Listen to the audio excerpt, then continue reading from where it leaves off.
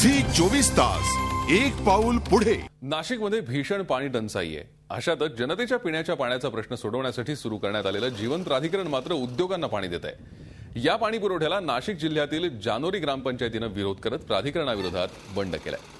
प्राधिकरणाने इथल्या food processing करणाऱ्या कंपनीला पाणी पुरवठा करण्याचा घाट घातलाय। विशेष म्हणजे ग्रामपंचायतीचा याला आक्षेप आहे, मात्र जीवन प्राधिकरणाने आपली मनमानी सुरूच ठेवली आहे। अखेर जानोरी ग्रामपंचायतीने ही पाईपलाईन खंडित करत कंपनीचा पाणी पुरवठा तोडला। यावर प्राधिकरणाने ग्रामपंचायतीलाच कारणे दाखवा नोटीस बजावली आहे। राज्यात भीषण पाणी टंचाई आहे। मनमाडमध्ये तर 15 दिवसाआड पाणी पुरवठा होतोय। जनतेला पिण्याच्या पाण्याची वानवा असताना योजना फायद्यात आणण्यासाठी प्राधिकरणाचा सुरू असलेला मनमानी कारभार ग्रामस्थांना मान्य नाही।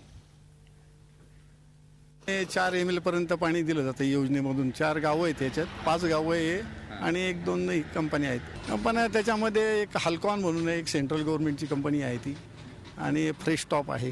या 2 सध्या आपण पाणी देतोय। कोणत्याही कंपन्यांना कारखान्यांना सुद्धा पाणी जून पर्यंत देऊ नये असा मंत्रिमंडळाच्या बैठकीचा निर्णय झाला असता सुद्धा महाराष्ट्र जीवन प्राधिकरणाने आमच्या ग्रामपंचायत हद्दीत फ्रेश टॉप फ्रुट्स म्हणून एक कंपनी आहे, तिला दररोज लाखो लिटर पाणी बिना मीटरने देण्यात येते।